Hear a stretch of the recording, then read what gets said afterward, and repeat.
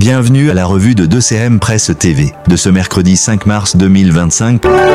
Présidentielle 2025, tensions, stratégie et incertitudes à la une de la presse ivoirienne. La presse ivoirienne s'anime ce mercredi 5 mars 2025 autour des stratégies politiques, des controverses sur la commission électorale indépendante, CEI, des bilans de gouvernance et des débats sur la double nationalité, révélant un climat électoral déjà sous haute tension à 8 mois de l'élection présidentielle.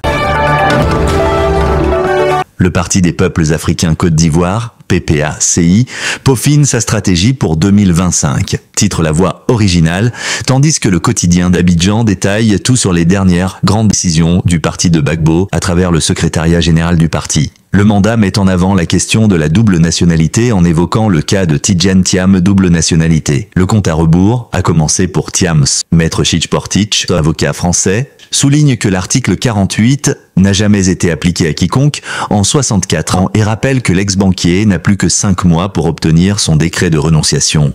Le Matin adopte une posture critique contre le PDCI en titrant « Le parti de Thiam en pleine crise d'ivoirité et de xénophobie, PDCI, un parti programmé pour mourir après 2025 ».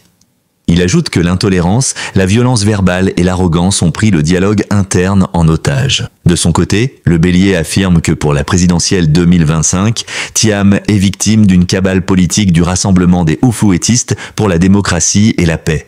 RHDP, à 8 mois du scrutin, la question sécuritaire reste centrale. Le patriote souligne l'engagement des forces de l'ordre sécurisation du pays. Les gendarmes rassurent leur chef, le Palo Touré, nous ferons face à tous les défis. Le quotidien dénonce également que, à 8 mois de la présidentielle, le PDCI sort son vieux poison de l'ivoirité.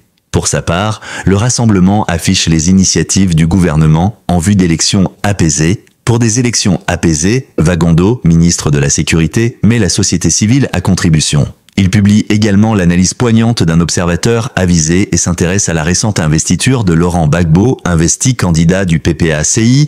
Comment Gbagbo a compliqué sa situation ? Dans un registre plus incisif, le Canard déchaîné titre sur les tensions politiques en Côte d'Ivoire. Tensions sociopolitiques en Côte d'Ivoire, Laurent Gbagbo l'espoir des désespérés du pouvoir Ouattara. Notre Voix s'interroge sur le bilan inattaquable de Ouattara et illustre sa une avec une photo du chef de l'État accompagné de la légende « Merci et au revoir ». Le journal souligne également que pour la présidentielle 2025, l'entêtement dangereux de la commission électorale indépendante pose question. Dernière Heure dénonce un déséquilibre dans le processus électoral avec ce titre accrocheur, présidentielle 2025. Refus d'organiser la révision de la liste électorale. RLE. La CEI persiste et crée une discrimination entre Ivoiriens. Le journal précise que la liste provisoire est disponible dès le 17 mars prochain et s'interroge.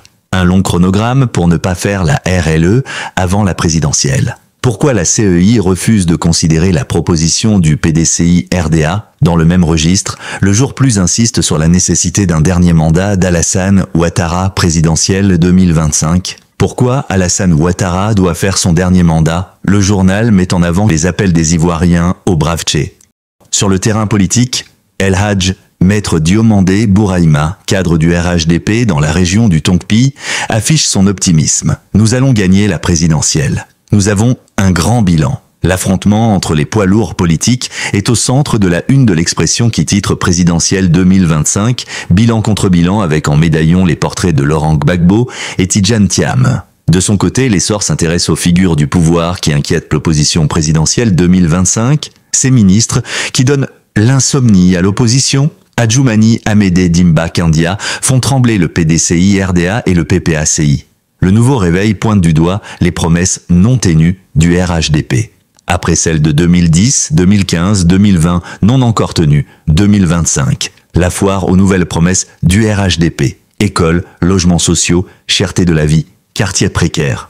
Où en est-on avec ce qui a été promis, s'interroge le quotidien. Enfin, Soir Info publie sur les appels à la retenue dans le discours politique. À 8 mois de la présidentielle, Dr Théodore Konimi, enseignant-chercheur, interpelle sur les discours des différents acteurs. Il relaie également les propos de Pulchéri Ballet. On n'a pas besoin de verser dans les injures.